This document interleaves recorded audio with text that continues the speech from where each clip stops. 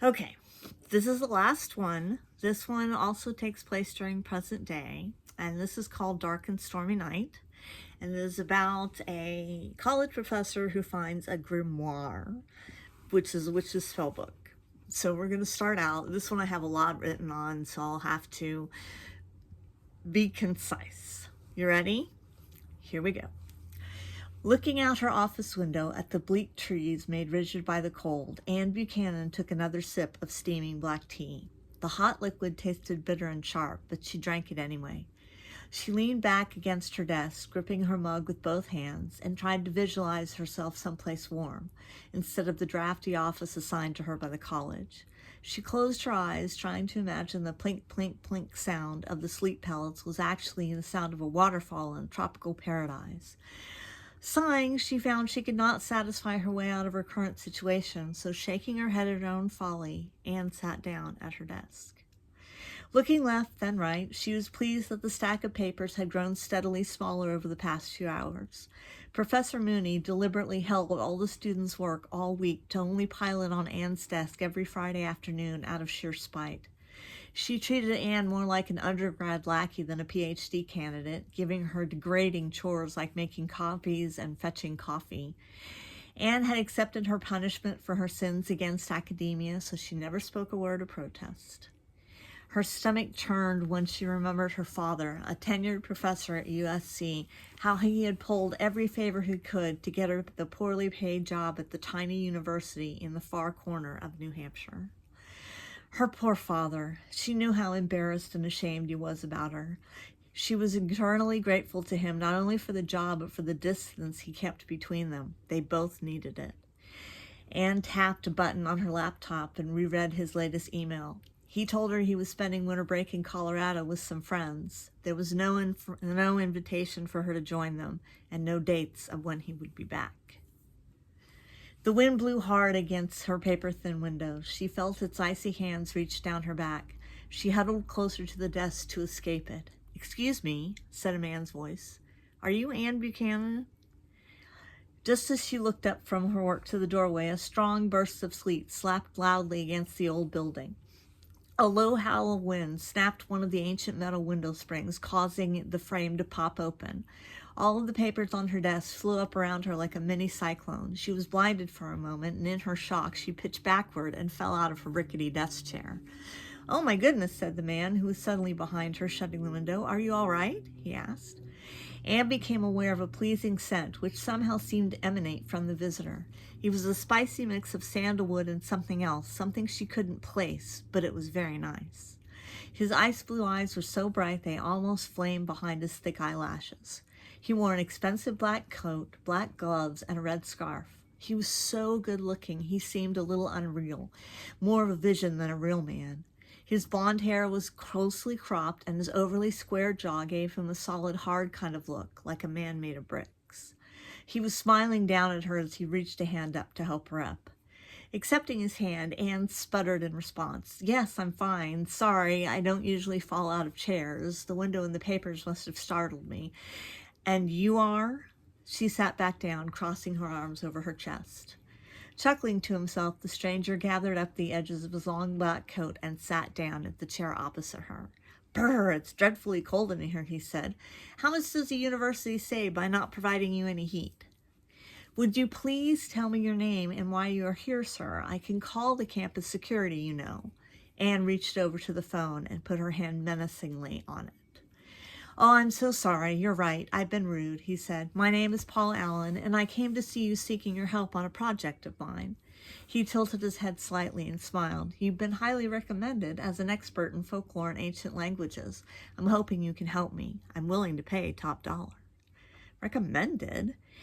Anne's professional reputation had been shredded, so who in the privileged world of academia would possibly recommend her for anything? Working hard to disguise her shock, she said, "And who might that be, Mr. Allen? Who recommended me?" Paul Allen said, "Professor Stephen Gish at Oxford."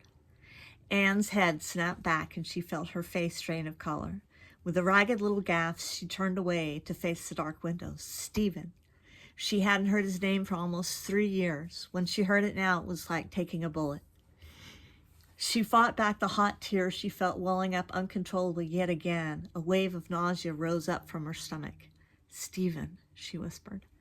"Yes," said Paul. "Are you all right?" Taking a steadying breath, a hand across her face, she put on a fake smile and spun around in her chair. "I think you've been misinformed, Mr. Allen. Stephen Gish and I have not spoken in a long time. We are not on friendly terms, and I very much doubt he would recommend me for anything except maybe taking out his trash. I'm sorry you came in such dreadful weather, but I really do have to get home, so please show yourself out." Anne spoke quickly and began shoving papers into her desk. That was Bob. Sorry. The good-looking man didn't say a word, but he didn't move either. He watched her bang drawers, put on her coat and knit cap. When she moved past him towards the door, he reached out to put his hand gently on her shoulder. "Please," he said softly, "I've come such a long way." The touch of his hand on her shoulder felt warm, and again she caught that very appealing scent.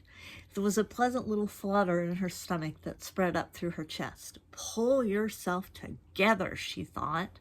Slowly she turned around. Stepping away from him, she raised her chin slightly and said, "Well, what is it you need help with?" He smiled and motioned for her to sit back down at her desk, which she did. Paul opened up his coat and pulled out a pink journal. He handed it over to Anne. It was made of bright pink soft leather with the words "In the Pink" embellished in gold glitter across the front. To Anne, it was disgustingly frilly. "This is what you need a PhD candidate in ancient language to read?" she asked. She noticed him clench his teeth before he replied, "Please reserve judgment until you read it, Miss Buchanan."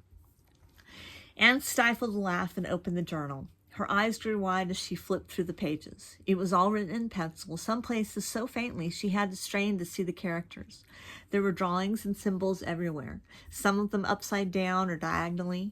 She picked out some Greek letters, some Latin, something that looked like ancient Gaelic, and plenty of script she couldn't identify right off. "Where did you get this?"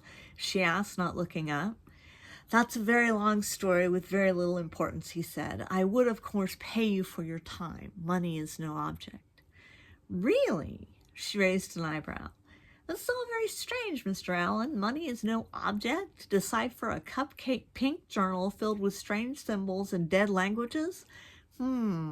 She closed the book gently and began to chew abstractedly on her pen, lost in thought.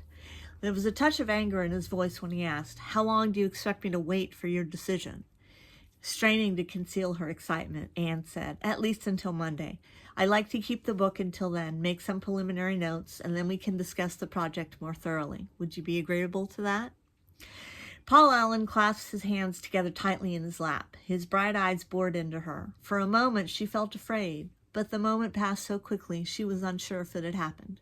"Of course," he said. "That's no problem at all. But let me make up for my rudeness by starting by asking you to dinner. That is, if you don't have plans." He had gotten up to hold her office door open for her. Anne hadn't shared a meal with another person in almost a year, and in the span of a few minutes she was being asked to dinner by a handsome man, but she was also being offered the opportunity to do what she loved most in the world: translate and decipher a text, albeit in a fluffy pink journal instead of an ancient piece of parchment. She found herself agreeing and giving directions to her house. So that is Dark and Stormy Night.